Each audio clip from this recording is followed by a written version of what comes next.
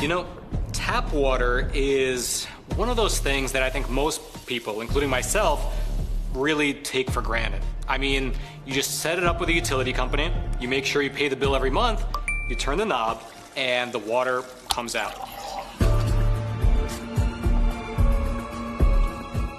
However, hackers in other countries that want to do harm to America, they don't take that water for granted. And instead, they see it as a perfect weapon.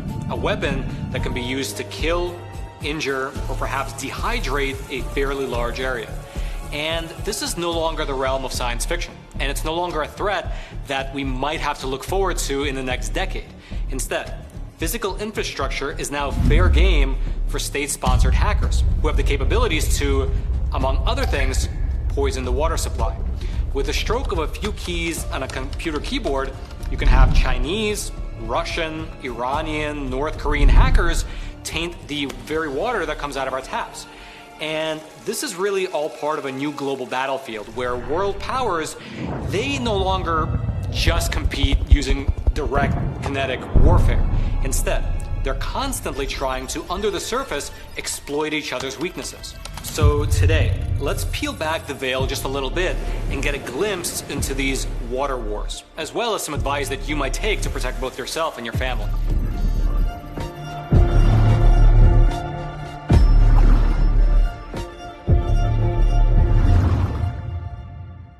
Now, to start with, when most people, and I include myself in that boat, think about cybersecurity threats, well, it's often things like bank accounts, or our social security numbers getting stolen, or some government website getting taken offline, things like that, things isolated to the digital realm. However, more and more, it's become pretty crystal clear that cyber attacks are an actual real physical threat that can cause real physical harm because they have the potential to target real world infrastructure. The first case of this happening took place back in the year 2007. That was when a piece of malware called Stuxnet, which was most likely developed jointly by the US and Israel, was used to destroy several uranium centrifuges over in Iran. Basically, this piece of malware acted as a worm. It got onto the computers, and then at the appointed time, right at that appointed moment, it made the centrifuges spin so fast that they just lost control and exploded. The entire cyber attack, it ultimately resulted in about 20% of Iran's nuclear centrifuges getting destroyed. This was, at least from what is publicly known, the very first case of a state-sponsored cyber attack that successfully targeted physical infrastructure. And it's really pretty crazy if you think about it. Without a single airplane, without a single boot on the ground, without a single bomb, you had a virus that was created that caused the physical destruction of 1/5 of the nuclear facilities in a fairly large country. Although, as a disclaimer, I should mention that to this very day, the governments of both Israel and the US, they deny jointly developing this virus. However, there is a solid body of research that says otherwise, and if you want to dig a little bit deeper into this whole Stuxnet virus that started it all, well, you can look up Operation Olympic Games. It's ostensibly the code name of the secret government program that was used to develop that virus. Regardless, though, getting back to the point, this case back in 2007, it became the first of many, wherein you had both state-sponsored as well as individual hackers using the tactic of cyber sabotage. In Europe, there have been quite a few notable cases. Back in 2008, you had a hacker over in Poland who was able to break into the railway computer system of a given municipality and forcibly redirect as well as derail several trains. It resulted in quite a few people getting injured. In 2014, there was a phishing attack that hackers used to gain the login credentials to a German steel mill, and once they got into the system, the hackers, they disrupted the control systems, shut down parts of the mill, which then subsequently resulted in serious damage to the mill's blast furnace. And then more recently, shortly after taking Crimea, you had Russian hackers break into the power grid of Ukraine, and they caused massive blackouts as well as power outages right there during the freezing winter months. So that's Europe, though. Let's focus our discussion on the US. In the year 2013, there was a cyber attack on a hydroelectric dam in New York State, which was likely carried out by Iranian-backed hackers. That cyber attack, it could have resulted in the dam flooding a nearby town, but luckily it was caught early enough and that didn't happen, although it was within the realm of possibility. Then you fast forward to the year 2021, and you probably remember what happened with the Colonial Pipeline incident. That was when a cyber attack shut down one of the largest pipeline networks in America, and effectively, it cut off most of the oil and gas to the eastern part of the country. Now, the suspected group behind that attack was DarkSide, a hacker outfit believed to be working out of Russia as a direct response to the Colonial Pipeline hack. You might remember that shortly afterwards, after the attack, Joe Biden actually spoke with Vladimir Putin over in Geneva. And during that meeting, Joe Biden gave Putin a list of 16 critical infrastructure entities that were off limits to Russian hackers. Now, on the one side, that's kind of a weird list to give your stated enemy, but that is what happened. The entities included on that list, they were services related to energy, water, healthcare, emergency services, chemical, nuclear, hydroelectric dams, and so on and so forth. Then, 1 month after handing Vladimir Putin that particular list, Joe Biden gave an official address to the nation wherein he warned America of an impending Russian cyber attack that was supposedly on the horizon, something that he said may actually trigger a shooting war. Take a listen. You know, we've seen how cyber threats, including ransomware attacks, increasingly are able to cause damage and disruption in the real world. I can't guarantee this, and you're as informed as I am. But I think it's more likely we're going to end up, if we end up in a war, a real shooting war with a major power, it's going to be as a consequence of a cyber breach of great consequence. And it's increasing exponentially, the capabilities. Now, luckily, a shooting war did not materialize, but the hacks did keep on coming. In 2023, over in Pennsylvania, you had an Iran-affiliated group called Cyber Avengers who took control of a water station located a little bit north of Pittsburgh. This water station, it monitors and regulates the water pressure for nearby towns. Now, fortunately, this particular hack, it was caught in time, and so the pumps, they were switched to manual mode, and there was no service interruption to the nearby towns. However, the hackers, they did make sure to leave a warm message on the computer terminals that they hacked, which showed this image, and it read, "You have been hacked. Down with Israel. Every equipment that's made in Israel is Cyber Avengers' legal target." This is the same hacking group, by the way, that claimed responsibility for causing power outages inside of Israel just earlier this year. Then, in January of 2024, so just about 8 months ago, over in the state of Texas, there was another cyber attack in the city of Muleshoe. Russian hackers, claiming to be affiliated with the Kremlin, they remotely accessed a water tower in North Texas. Once inside, the hackers, they caused thousands of gallons of water to overflow for hours on end, leading to an actual state of emergency to be declared. Then, in April of this year, water authorities over in Indiana, they also acknowledged that there was some kind of a Russian hack in a town that's about 40 miles north of Indianapolis, although they didn't give too many details. And so that is generally the background of this document right here. Earlier this year, this is a letter that was sent to every governor of every state in the U.S. It was jointly written by two men, Mr. Michael Reagan, who is the head of the EPA, alongside National Security Advisor Mr. Jake Sullivan. And in part, they wrote the following, quote, "Disabling cyber attacks are striking water and wastewater systems throughout the United States. These attacks have the potential to disrupt the critical lifeline of clean and safe drinking water, as well as impose significant costs on affected communities." And then, right below that opening statement, this letter goes on to give two specific examples of the threat. One of them, the first, we already mentioned, the Iranian hackers who disabled the water system a little bit outside of Pittsburgh, Pennsylvania. However, it's the second example that they give in this letter, which is really worth highlighting. Here's what they wrote, quote, "The People's Republic of China state-sponsored cyber group known as Volt Typhoon has compromised information technology of multiple critical infrastructure systems, including drinking water, in the United States and its territories. Volt Typhoon's choice of targets and pattern of behavior are not consistent with traditional cyber espionage.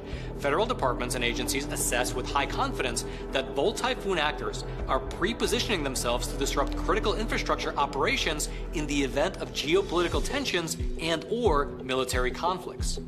That's right. A Chinese communist hacker group called Volt Typhoon has been quietly worming their way into critical infrastructure systems throughout the whole nation and then doing nothing, just patiently waiting until the opportune moment arrives. And apparently they are very patient. In fact, this letter, it has a hyperlink that takes you to a 45-page joint cybersecurity advisory report. You can see it up on your screen, which outline the cyber efforts of communist China to attack America. And included in that report is an admission that Volt Typhoon, the CCP hacking group, has maintained access footholds within some victim systems for at least 5 years. Again, They're just sitting there quietly, observing and biding their time. And just as an aside, outside of just water, there's also evidence that Volt Typhoon has also gotten into organizations spanning the gamut: communications, manufacturing, utility, transportation, construction, maritime, government, information technology, and education sectors. And that again, after getting access into these systems, they're just sitting there quietly waiting. Waiting for what? Well, during a recent hearing that was held by the House Select Committee on the Chinese Communist threat, you had Congressman Mike Gallagher, who's both the chairman of the committee and he's also a former Marine Corps intelligence officer, and he said the following. In the past few years, our intelligence and cybersecurity agencies have discovered that the CCP has hacked into American critical infrastructure for the sole purpose of disabling and destroying our critical infrastructure in the event of a conflict over Taiwan, for example. This is the cyberspace equivalent of placing bombs on American bridges, water treatment facilities, and power plants. There is no economic benefit for these actions. There's no pure intelligence gathering rationale. The sole purpose is to be ready to destroy American infrastructure, which would inevitably result in chaos, confusion, and potentially mass casualties. Also, during that very same meeting, you had Mr. Christopher Wray, who is the head of the FBI, add this. There has been far too little public focus on the fact that PRC hackers are targeting our critical infrastructure, our water treatment plants, our electrical grid, our oil and natural gas pipelines, our transportation systems, and the risk that poses to every American requires our attention now. China's hackers are positioning on American infrastructure in preparation to wreak havoc and cause real-world harm to American citizens and communities if and when China decides the time has come to strike. And so that is the general threat. However, on the flip side, in terms of securing the water infrastructure from these hackers, there have been some positive developments. Since this letter right here was sent to the governors in all 50 states back on March 18th of this year, something called the Water Sector Cybersecurity Task Force was established. It's basically a coordination body between the federal government and the different state and municipal level water agencies to help share best practices and prevent attacks. As an example of what that looks like in practice, apparently the Iranian hackers were able to get into the Pennsylvania water system because someone never changed the default manufacturer passwords on their machines. And so something seemingly as innocuous as that could lead to disaster, and that's some of the ways that they're sharing best practices, such as change your password from password 123 to something that's actually safe. Furthermore, it appears that there's both a carrot and a stick approach. The carrot is, of course, just sharing best practices. The stick is when the EPA begins to threaten water agencies across the whole country with actual criminal and civil penalties for not implementing proper digital safety precautions. And along that line, the EPA has stepped up both their audits and their inspections, and they're clamping down on community water systems that are not complying. Apparently, they've already punished over 100 municipalities for not meeting the standard. And so that's where we currently stand. On the one hand, you have Russian and Iranian hackers who have already successfully, to differing degrees, hacked into America's water systems. The Chinese apparently have sleeper agent-style viruses in our computer systems across the whole nation, just waiting for something. And meanwhile, the next election is being decided based on whether or not tampons should be kept in the boys' room or not. That is the beauty of the present moment we find ourselves in. Now, I'm sure that people watching this episode are saying to themselves, hey, Roman, this is true, but you're not mentioning that probably American hackers are also deep inside of Russia, Iran, and China as well. And they probably are. I would be shocked if all the other great superpowers are doing this and they have this capability, but the US doesn't. I'm sure that we probably have the best hackers anywhere on the planet. However, that's not really the point. The point is to expose the fact that as these geopolitical machinations play themselves out, with great powers looking for new ways to attack each other, well, the common citizens are the ones who get caught in the middle. To attack your rival nation in this new novel way ultimately translates to you and I and our entire towns suddenly not having any water. And that's devastating. One time, I was actually sent down to Louisiana to report on the aftermath of Hurricane Ida. It was a Category 4 hurricane that devastated pretty much everything east of Baton Rouge. And my big takeaway from that experience was that it is so important to be prepared. Because normally, if you don't have food, water, or gas, you just head down to the store and you buy it. But if it's an emergency, and nobody in a given area has food, water, or gas, then you might be waiting for 10 hours just stand in line to get maybe a few gallons if you're lucky. We saw people lining up for miles to get a few emergency rations. And so in my opinion, the best that you can probably do in anticipation of an event like this where the water gets hacked is to protect yourself and your family by securing your own water supply. And there's a range of things that you can do depending on where you live, your budget, and your general situation. I'll give you a few ideas, and I'll mention that nothing here is sponsored, just some actionable ideas that you can implement in your own life and for your own family. Firstly, in the case that water gets poisoned rather than just turned off, consider adding a serious filter to your house. There are some great filters that you can add directly to your sink, or you can put it underneath the sink, and some of these filters work quite well. I mean, you can even get like a reverse osmosis filter, which gets pretty much rid of everything in the water, and that's a good option, especially because one thing that might happen is that a hacker group, they might change the quantity of certain chemicals in the water. For instance, water treatment facilities, they usually add something called sodium hydroxide into the water in order to adjust the pH level and to keep the bacteria at bay. Usually it's added to like a ratio of 100 parts per million, but a hacker group, they could increase that ratio to, let's say, like 100,000 parts per million, making the water toxic to humans. And so having a filter in the house would be great in that scenario. You can also keep some potable water alongside your emergency supplies. Water inside of plastic bottles can last for several years. Even if plastic is not the ideal container for water, it's still perhaps better than not having anything at all in that scenario. Furthermore, another scenario might be that the water gets turned off completely at the same time that the electricity goes out. Maybe that CCP hacker group decides to pull the trigger and turn off the water taps as well as target the electrical grid simultaneously. For that, consider stocking up on some non-electric ways to purify the water. Things like 5-stage carbon filters, water purification pills, or something like a life straw. It would be really good to have something like that around the house that would let you purify the water without the use of electricity. That way you would still be able to collect water from the environment, maybe from a well or a river or just rainwater, and purify it. And also, depending on where you live and how big your property is and also what your budget is, you could consider building a rainwater collection system.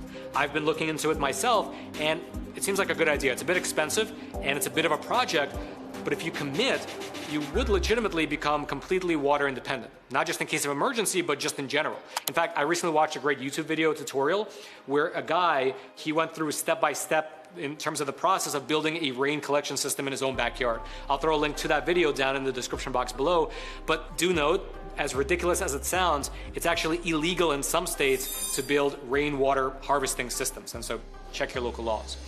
And so that's where we're currently at.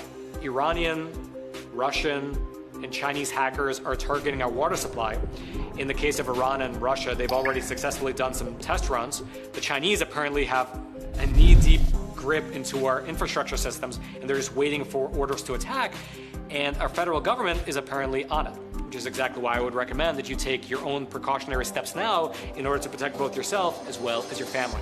If you'd like to go deeper into anything that we discussed in today's episode, including my research on these threats, what the federal government is doing, the history of this cyber sabotage, as well as some links into some steps that you can actually take to implement in your own household, I'll throw all those links down into the description box below. And then until next time, I'm your host, Roman from the Epoch Times. Stay informed, and most importantly, stay free.